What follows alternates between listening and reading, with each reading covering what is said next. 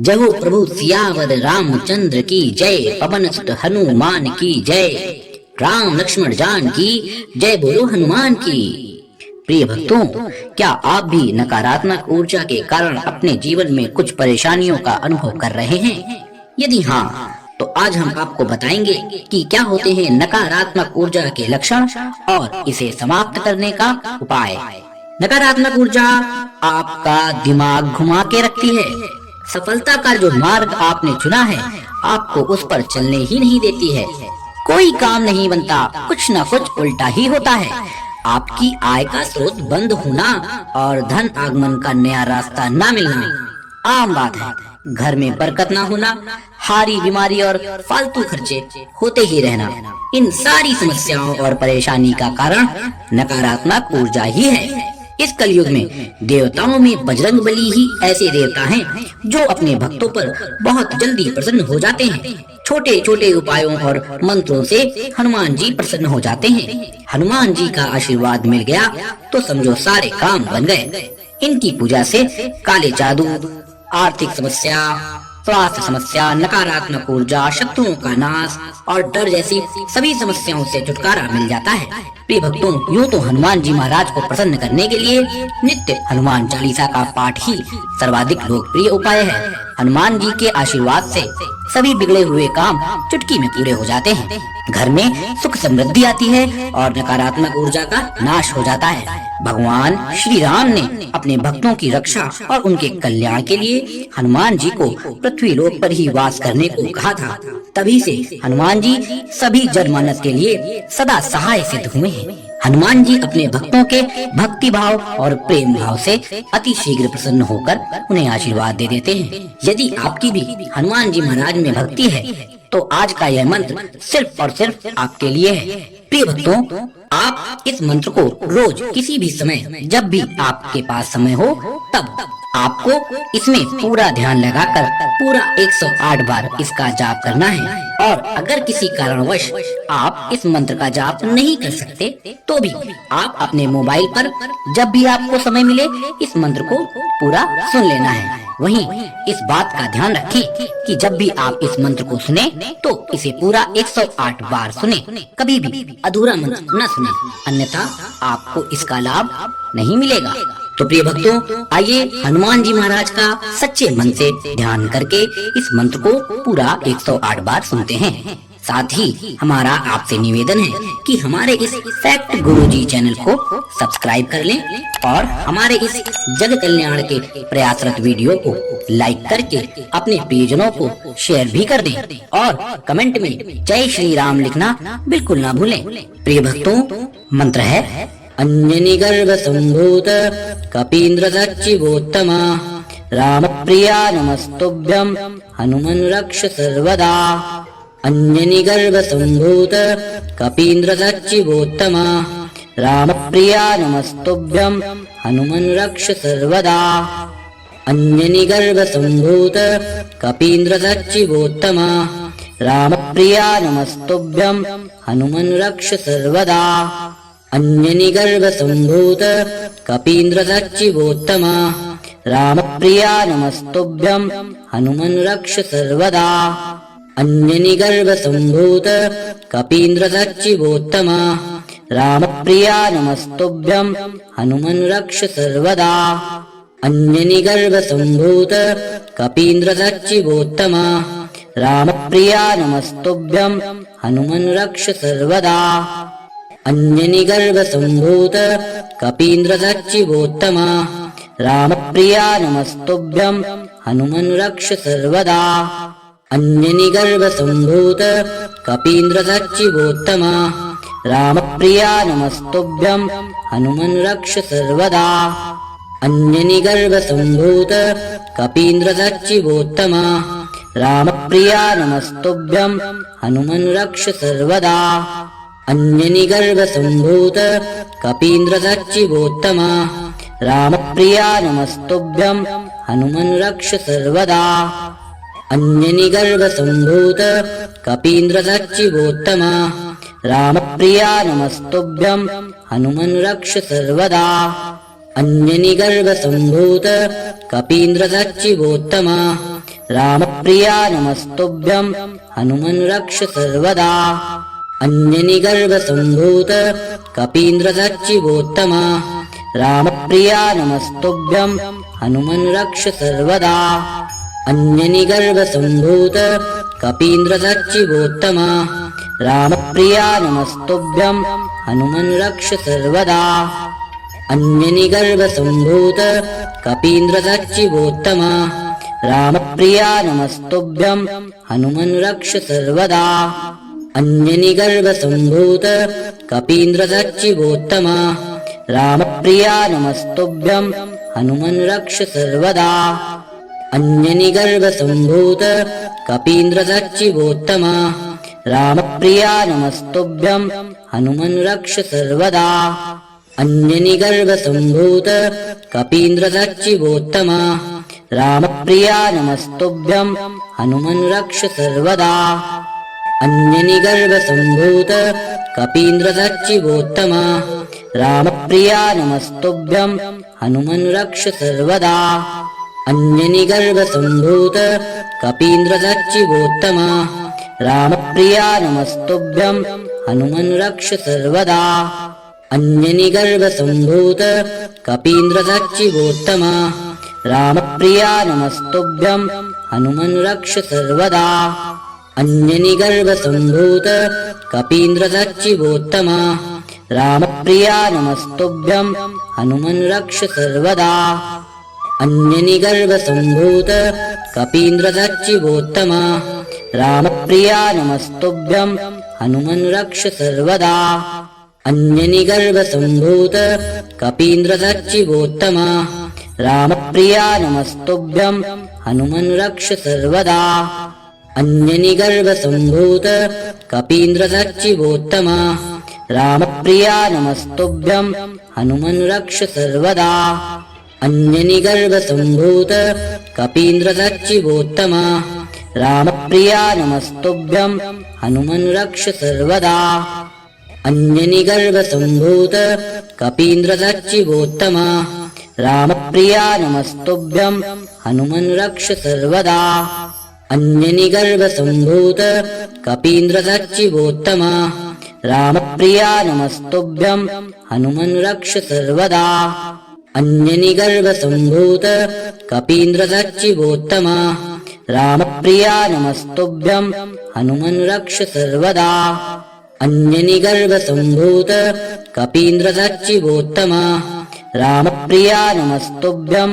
हनुमन् रक्ष सर्वदा अन्यनिगर्भसम्भूत कपीन्द्रसच्चिवोत्तमा रामप्रिया नमस्तुभ्यं हनुमन् रक्ष सर्वदा अन्यनिगर्भसम्भूत कपीन्द्रसच्चिवोत्तमा रामप्रिया नमस्तुभ्यं हनुमन् रक्ष सर्वदा अन्यनिगर्भसम्भूत कपीन्द्रसच्चिवोत्तमा रामप्रिया नमस्तुभ्यं हनुमन् रक्ष सर्वदा अन्यनिगर्भसम्भूत कपीन्द्रसच्चिवोत्तमा रामप्रिया नमस्तुभ्यं हनुमन् रक्ष सर्वदा अन्यनिगर्भसम्भूत कपीन्द्रसच्चिवोत्तमा रामप्रिया नमस्तुभ्यं हनुमन् रक्ष सर्वदा अन्यनिगर्भसम्भूत कपीन्द्रसच्चिवोत्तमा रामप्रिया नमस्तुभ्यं हनुमन् रक्ष सर्वदा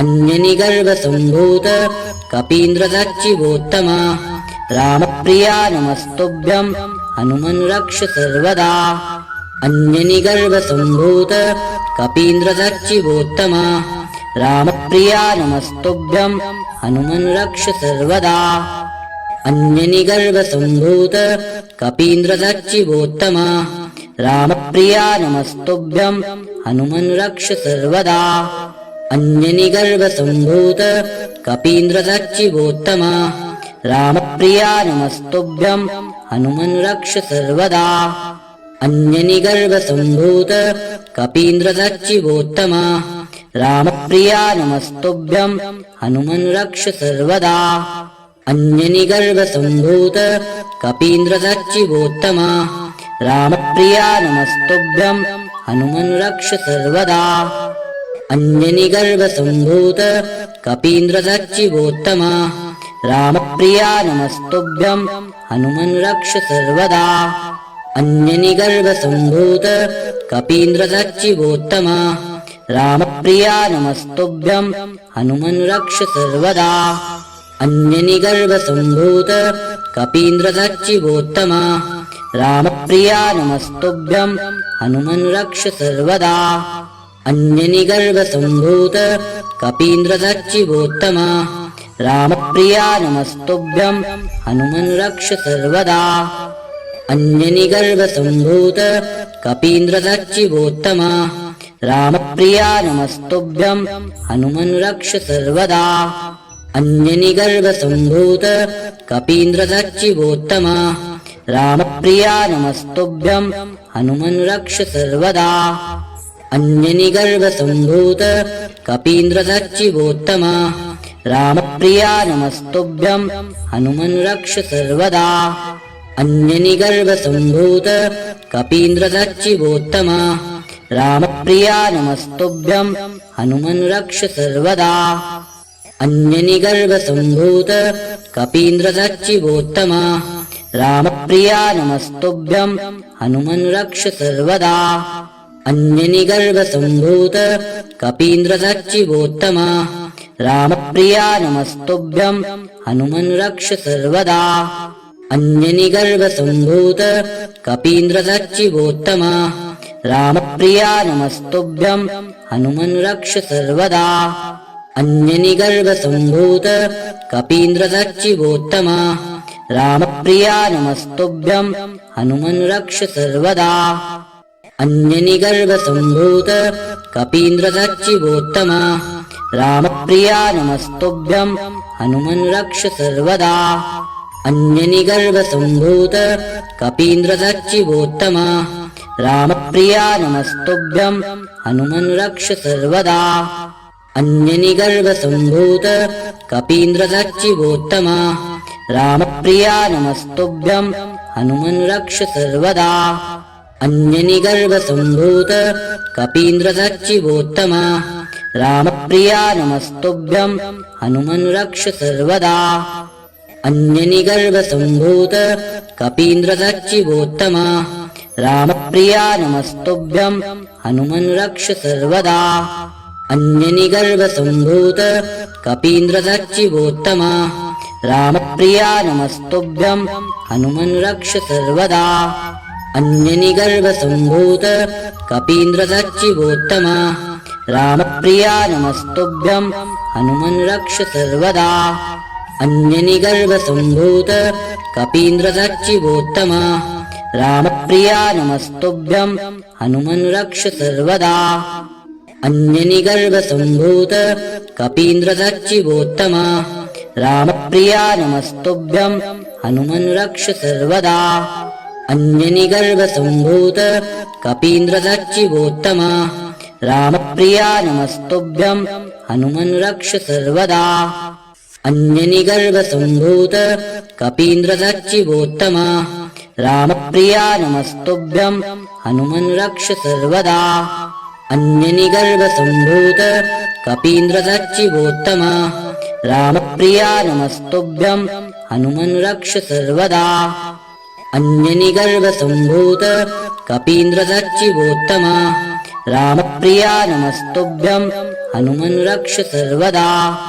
अन्यनिगर्भसम्भूत कपीन्द्रसच्चिवोत्तमा रामप्रिया नमस्तुभ्यं हनुमन् रक्ष सर्वदा अन्यनिगर्भसम्भूत कपीन्द्रसच्चिवोत्तमा रामप्रिया नमस्तुभ्यं हनुमन् रक्ष सर्वदा अन्यनिगर्भसम्भूत कपीन्द्रसच्चिवोत्तमा रामप्रिया नमस्तुभ्यं हनुमन् रक्ष सर्वदा अन्यनिगर्भसम्भूत कपीन्द्रसच्चिवोत्तमा रामप्रिया नमस्तुभ्यं हनुमन् रक्ष सर्वदा अन्यनिगर्भसम्भूत कपीन्द्रसच्चिवोत्तमा रामप्रिया नमस्तुभ्यं हनुमन् रक्ष सर्वदा अन्यनिगर्भसम्भूत कपीन्द्रसच्चिवोत्तमा रामप्रिया नमस्तुभ्यं हनुमन् रक्ष सर्वदा अन्यनिगर्भसम्भूत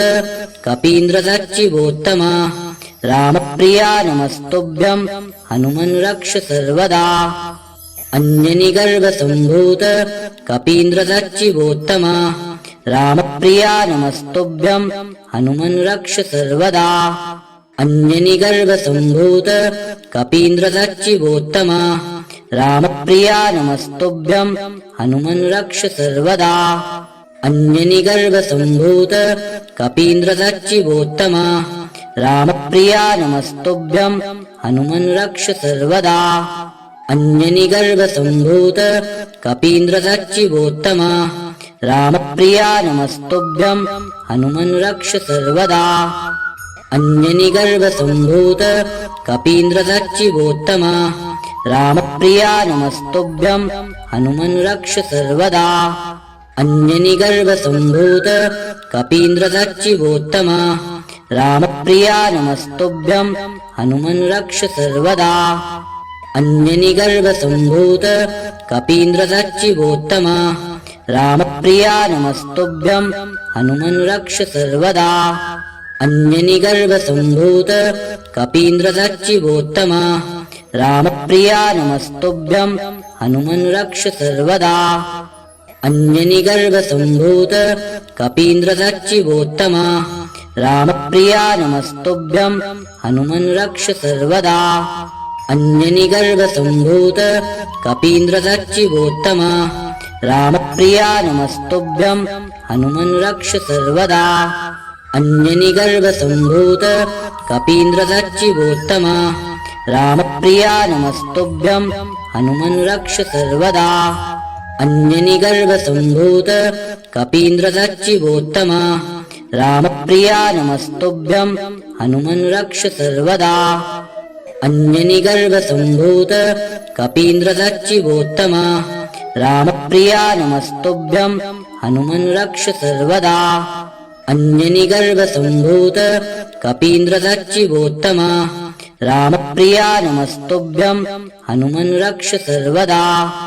अन्यनिगर्भसम्भूत कपीन्द्रसच्चिवोत्तमा रामप्रिया नमस्तुभ्यं हनुमन् रक्ष सर्वदा। अन्यनिगर्भसम्भूत कपीन्द्रसच्चिवोत्तमा रामप्रिया नमस्तुभ्यं हनुमन् रक्ष सर्वदा। अन्यनिगर्भसम्भूत कपीन्द्रसच्चिवोत्तमा रामप्रिया नमस्तुभ्यं हनुमन् रक्ष सर्वदा। अन्यनिगर्भसम्भूत कपीन्द्रसच्चिवोत्तमा रामप्रिया नमस्तुभ्यं हनुमन् रक्ष सर्वदा। अन्यनिगर्भसम्भूत कपीन्द्रसच्चिवोत्तमा रामप्रिया नमस्तुभ्यं हनुमन् रक्ष सर्वदा।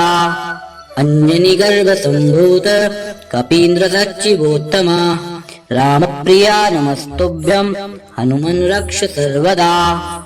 अन्यनिगर्भसम्भूत कपीन्द्रसच्चिवोत्तमा रामप्रिया नमस्तुभ्यं हनुमन् रक्ष सर्वदा। अन्यनिगर्भसम्भूत कपीन्द्रसच्चिवोत्तमा रामप्रिया नमस्तुभ्यं हनुमन् रक्ष सर्वदा। अन्यनिगर्भसम्भूत कपीन्द्रसच्चिवोत्तमा रामप्रिया नमस्तुभ्यं हनुमन् रक्ष सर्वदा।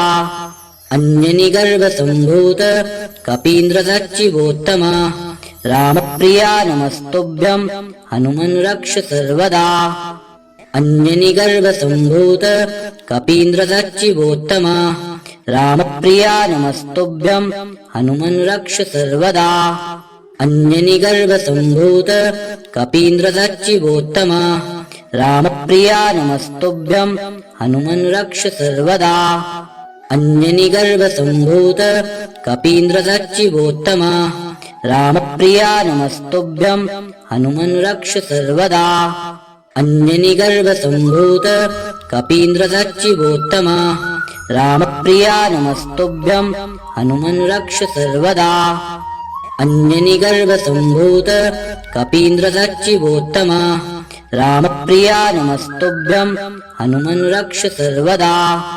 अन्यनिगर्भसम्भूत कपीन्द्रसच्चिवोत्तमा रामप्रिया नमस्तुभ्यं हनुमन् रक्ष सर्वदा अन्यनिगर्भसम्भूत कपीन्द्रसच्चिवोत्तम रामप्रिया नमस्तुभ्यं हनुमन् रक्ष सर्वदा अन्यनिगर्भसम्भूत कपीन्द्रसच्चिवोत्तम रामप्रिया नमस्तुभ्यं हनुमन् रक्ष सर्वदा अन्यनिगर्भसम्भूत कपीन्द्रसच्चिवोत्तम रामप्रिया नमस्तुभ्यं हनुमन् रक्ष सर्वदा अन्यनिगर्भसम्भूत कपीन्द्रसच्चिवोत्तम रामप्रिया नमस्तुभ्यं हनुमन् रक्ष सर्वदा।